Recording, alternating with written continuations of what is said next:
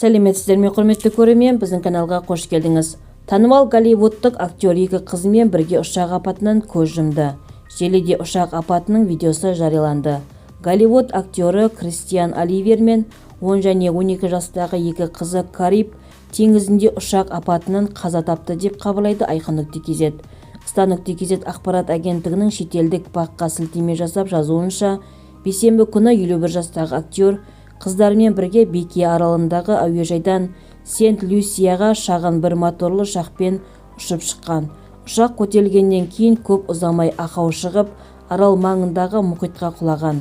Сент-Винсент пен Гренадин жағалауы күзеті құтқару операциясын бастады, бірақ нәтиже шықпады. Құтқарушылар судан 4 адамның, оның ішінде ұшқыш пен 2 баласы бар америкалық жолаушының мәйітін шығарды. Апаттың себебі анықталып жатыр. Желіде ұшақ апатының видеосы пайда болды.